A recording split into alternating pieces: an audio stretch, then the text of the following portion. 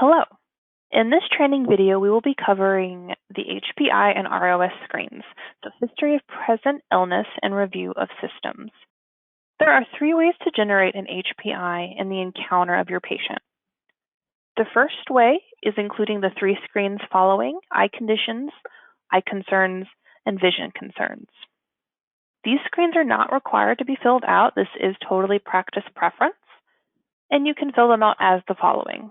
You can select normal to generate all no's in the system, or you can let them blank and answer those that pertain to your patient.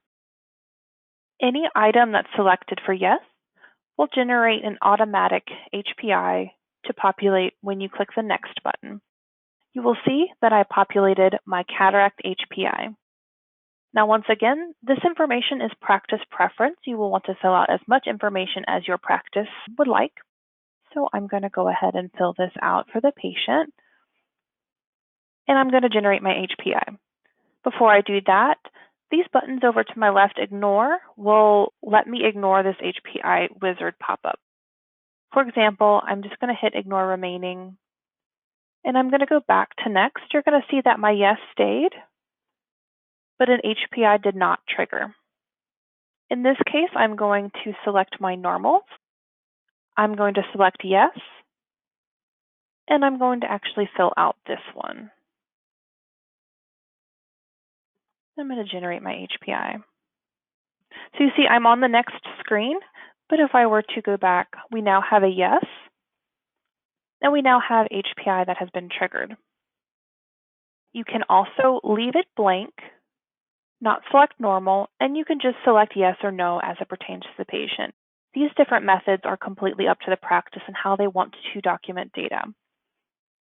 So I'm going to generate another one just for example's sake. The next way to generate an HPI for the patient is to use the HPI Wizard. You'll find this button in the upper left corner of the HPI screen.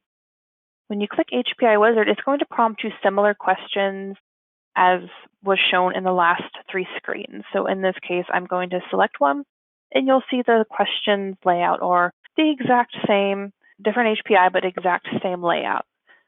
I'll go ahead and generate an HPI here, and it'll generate behind after we close out this window.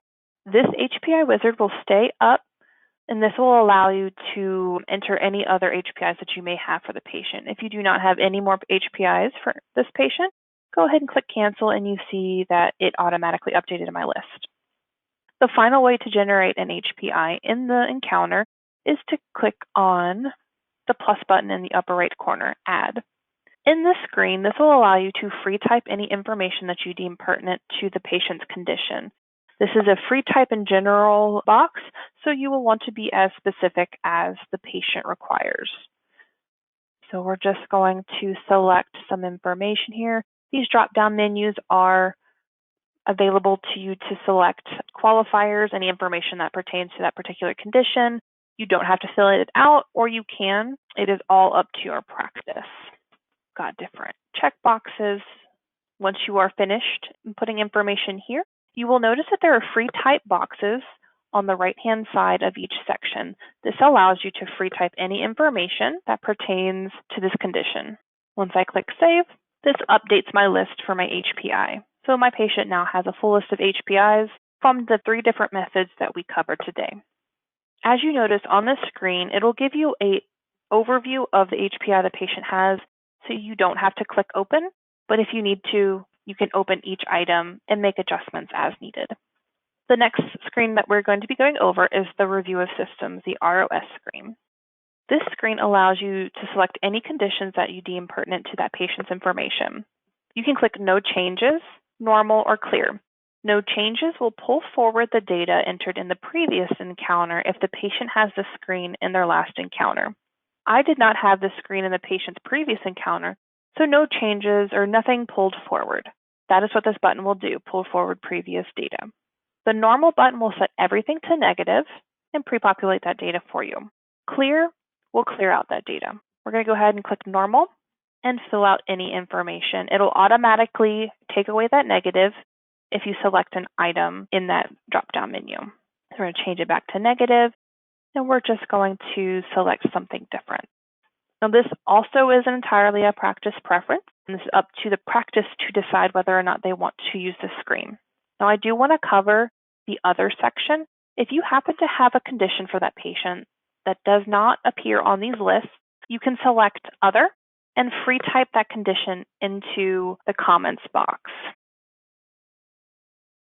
In this case, there is asthma as my dropdown, but I'm using asthma as an example here for comments.